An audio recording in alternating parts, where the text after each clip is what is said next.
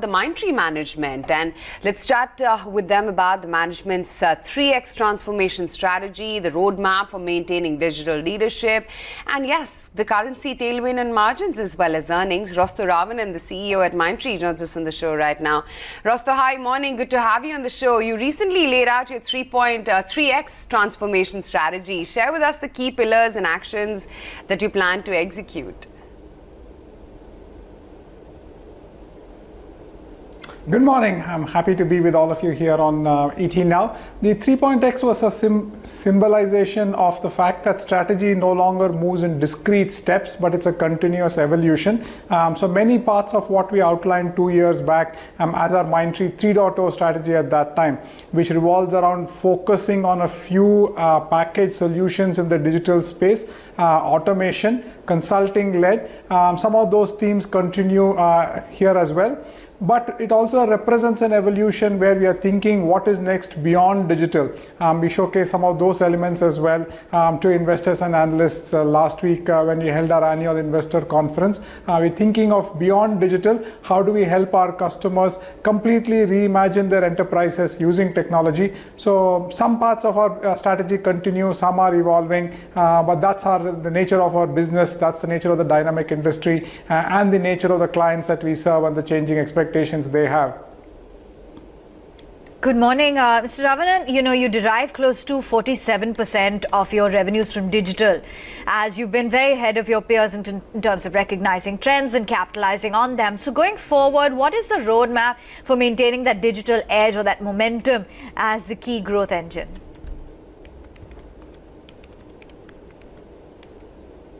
Good morning. Like I said before, digital is an absolute sweet spot for us. We were amongst the earliest to call the trend. KK, our then CEO, called that trend in 2011, 2012, kind of a time frame, that technology will move from being a back office function to a front office function, helping clients grow their revenues using technology. So that's the trend that we called, made a lot of investments, whether in terms of hiring domain experts, technology experts, partnerships with leading technology companies and startups. All of that has stood us in good stead till now. And like you mentioned, it's almost half our revenues, growing 2x of Mindtree's revenues. Our traditional run the business also is doing quite well. So we will continue to make investments, continue to push the boundaries on this. On the digital front, what we are beginning to see is that customers are somewhere in the middle to the end of their journey where they have completed transforming their front end, what I call the left to right transformation of the front end. That includes things like e-commerce, web, mobile, analytics, cloud. All of those were what drove the transformation at the front end. That is now leading clients to start looking at the front to back transformation, which is digitally reinventing the core of the enterprise itself, where they now realize that if they move their traditional applications from mainframe to new technology, or older versions of ERP to newer versions of ERP, so the core is getting transformed right now using digital, and that's what we are supporting our clients on. Therefore, as a result of all of those macro trends, what it has led to is for people like us, larger, more complex digital opportunities compared to the initial wave, which was like a few $100,000 of mobile enabling a channel or creating an e-commerce platform, which was maybe a few $100,000 to $1 million kind of ticket sizes. Today, when you start doing the larger transformations, it's probably become 5x or 10x the size in terms of larger deals.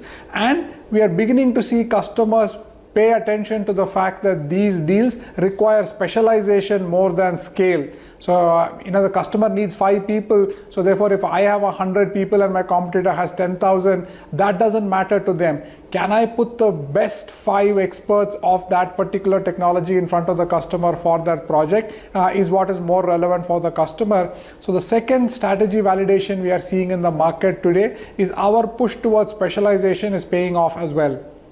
Right. So just to put it into numbers, Rostow, how much revenue comes from consulting and IP-led solutions, and what kind of growth do you hope to achieve in the next 2 to 3 years?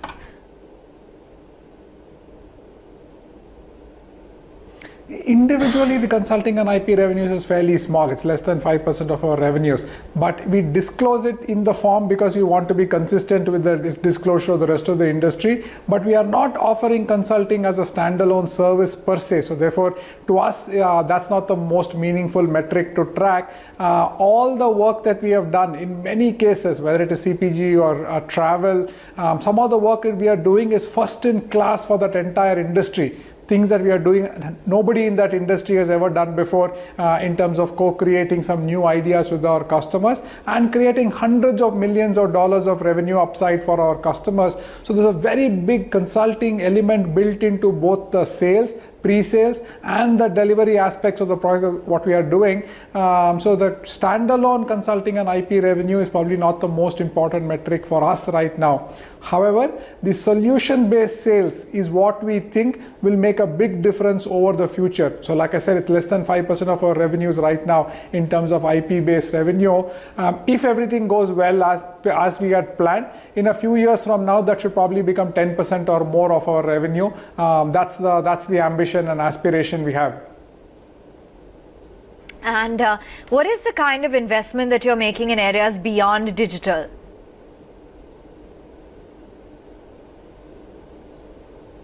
Continuing to look at those, and like I explained before, there are broadly three types.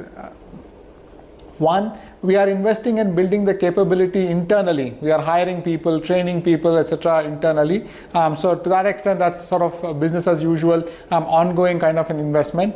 Occasionally, we are looking at partnerships, whether it is very large technology companies like, say, for example, a Microsoft, or very young startup companies as well. There's no financial investment in that area because obviously it's a partnership to either get into the product roadmap, learn their technology, and then implement it for a customer there. The third is something we are very excited about, is an ongoing relationship with several leading academic institutes, specifically in the field of AI. There we have already committed $2 million to endow a chair at Stanford University, exploring similar partnerships with 2 universities in India as well, both of whom are pushing the boundaries of knowledge on AI in specific subsegments, specific verticals that are of interest to us. All put told, that kind of partnerships probably will be between $3 and $4 million this year. And from year to year, we look at the kind of ideas that come to us, the kind of opportunities that are in front of us, and calibrate our investments accordingly. So you aim to deliver industry-leading growth with improved margins that are going to lead to faster bottom-line growth. So in a base case outlook, high-teen dollar revenue growth with a 350 to 400 bips margin expansion over the next couple of years should be comfortably achievable, or am I stretching the target too much? Actually, I'll duck that question mainly because we don't give guidance. So I don't want to specify either an exact growth percentage or a margin percentage there. But qualitatively, like we shared in the beginning of the year and also at the beginning of the current quarter, we are well poised to continue the trajectory over the last few years where we lead the industry growth rates and over time, bring the margins back to the 17-18% that we were historically. So for the next few years, the trajectory will be that our bottom line growth will be faster than top line growth, and top line growth will be faster than the industry. Okay, we'll try and read between the lines. But tell me, what's the cash on books and what's the plan on the period structured buybacks if you're looking at doing that to enhance shareholder returns?